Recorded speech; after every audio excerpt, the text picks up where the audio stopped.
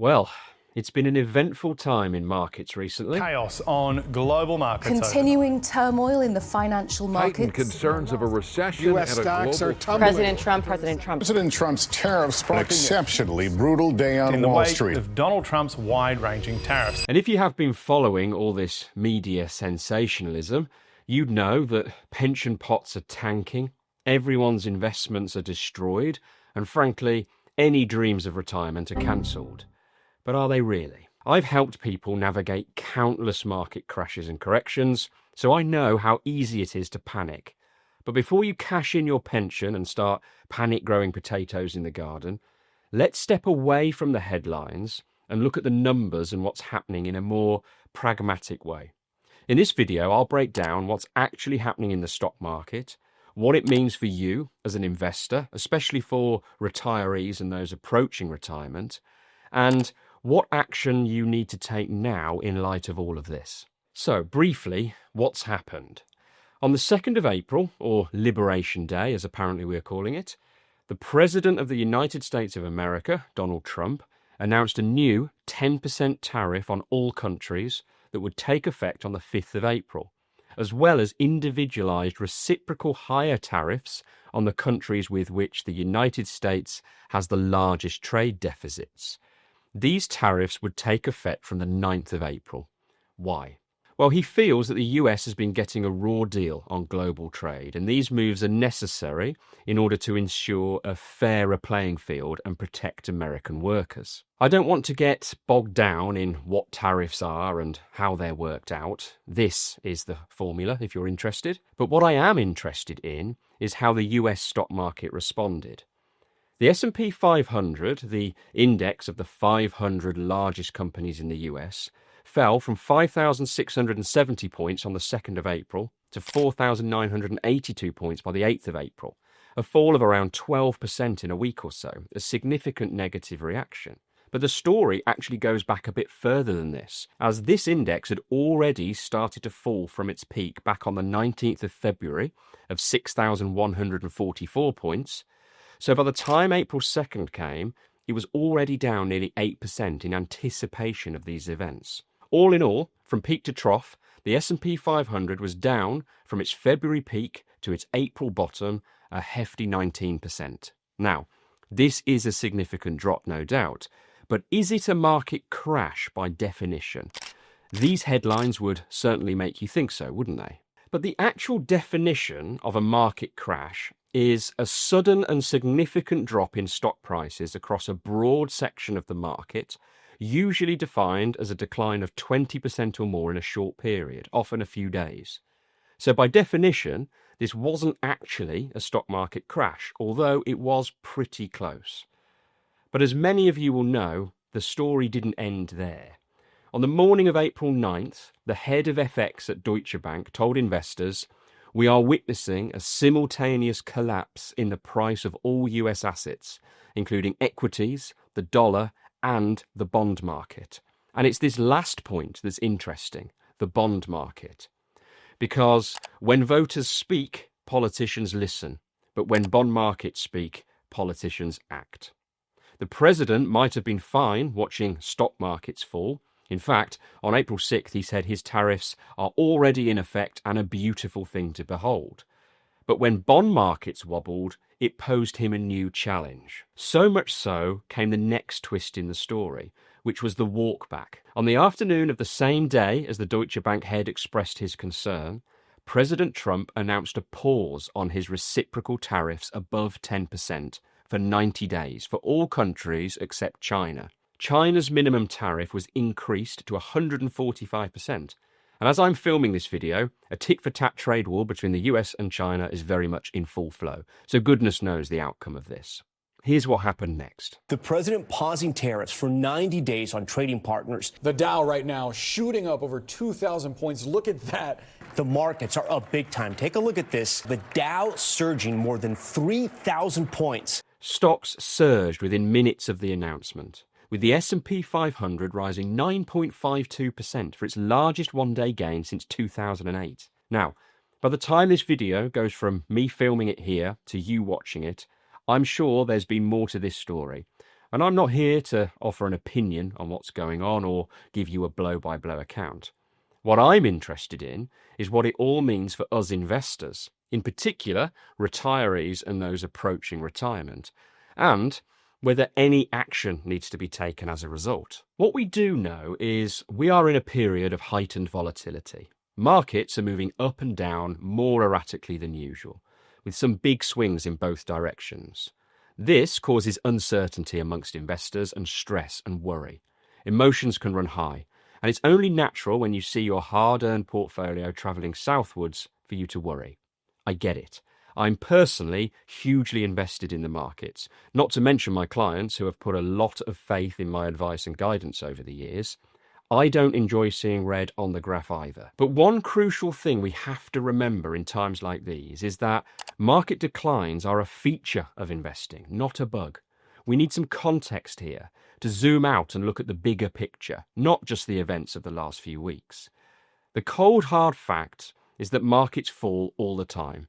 Let's ignore the headlines and look at some data and facts. What you're looking at here is 125 years of market data, kindly provided to me by the good people at Timeline.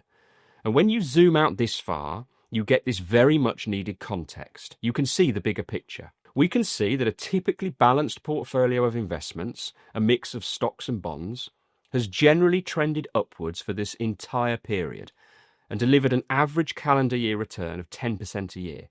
This means a nominal investment of £1,000 back in 1925 would be worth an eye-watering £4.7 million today. This kind of portfolio posted positive returns for 82% of those calendar years and was in negative territory for the other 18% of the time. Or in other words, 8 out of 10 years were good, but 2 were bad. And what that tells us is that tough years are actually fairly common. And as a long-term investor, you will likely experience numerous negative periods like this. But to demonstrate further that the ups and downs of investing, or in other words, volatility, is also commonplace, the average return over this period might have been 10% a year, but the highest return in any one calendar year was a whopping 39%, and the worst year saw a pullback of 19%. But we can go one step further than this, because sometimes the problem of looking at calendar year performance like this is that it hides the volatility that was experienced during the year. It might have finished 10% up, for example, but it will have likely been a bumpy journey to get there in that year alone, with some weeks and months being better than others. Now remember, I'm talking about a balanced portfolio here, one consisting of something like 60% equities, 40% bonds. If you look at pure equity-based figures, everything we've just discussed is exaggerated further, both the returns and the volatility. Now, look at this. We can see all the various notably disastrous events listed right back from the Great Depression here, World War II, various recessions, the dot-com bubble, the global financial crisis, etc., etc. Goodness knows how many prime ministers we've had here in the UK alone, with various changes in political power over the years too. All that to say, things are always changing. Frankly, there's always something going on. The reason I point this out is that it's very easy to fall into the trap of thinking this time is different. This feels worse than anything we've experienced before. We've never had to navigate something like this.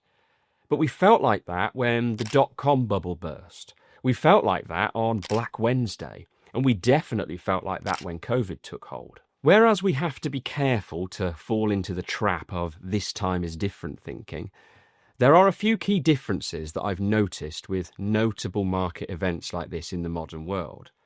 One is the fact that we all now have such better sight of our investments. At the tap of a finger on an app on our phone, we can now see what our investments are worth and how they performed yesterday, last week and last month. It means we are seeing more of the volatility that has in fact always been there, just more out of sight, out of mind. So we are now at risk of feeling it more.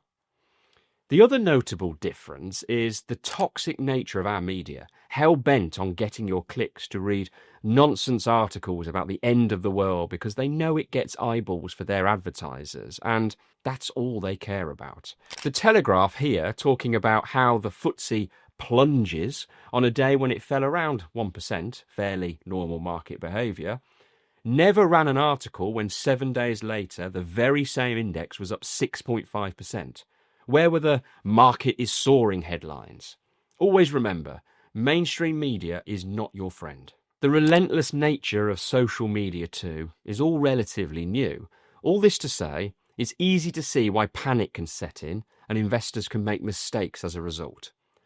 So let's stay focused on the facts. If we look closer to home in the UK, you can see here the various durations of bull and bear markets.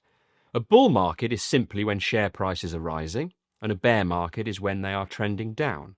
What we can see at a glance is that there is more blue than red. Markets go up more than they go down. But also that there are 11 instances of bear markets if we look back 100 years to 1925. As we said, it is a feature of markets that they go down as well as up, not a bug. The average duration of a bull market has been 6 years, 10 months, and the average depth of these positive market conditions has been a whopping 461%. In contrast, the average bear duration is only 1 year, 6 months with a 34% depth.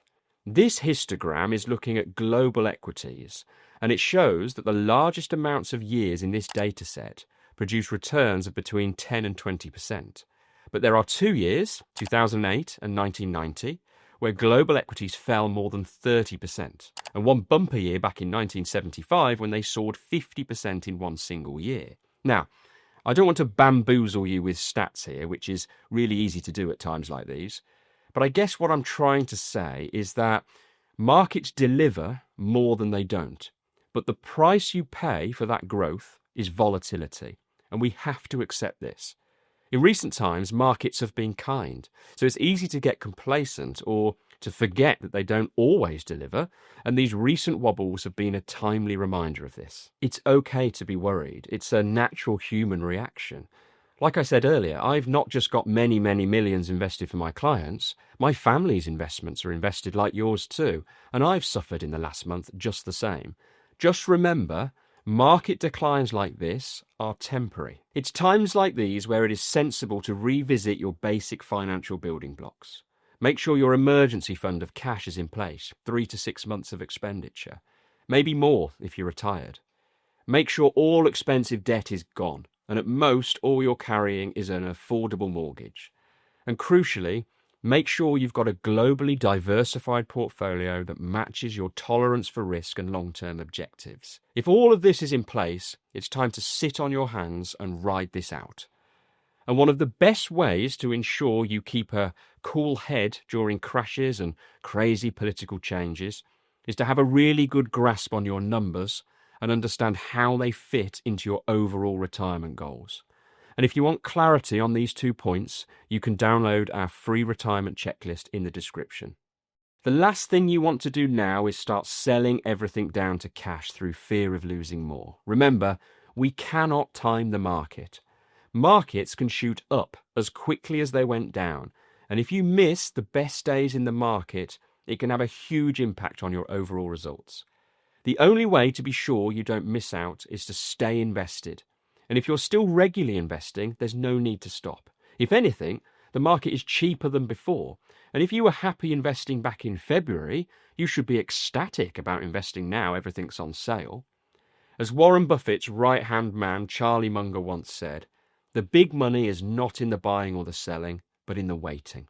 I have no idea what markets are going to do in the short term. It could very well get worse from here before it gets better.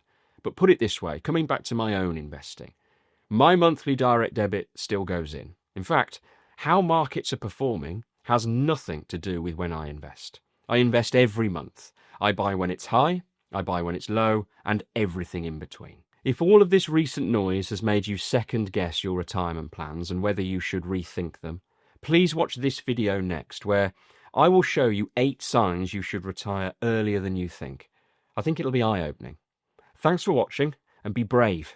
Future you will thank you for it.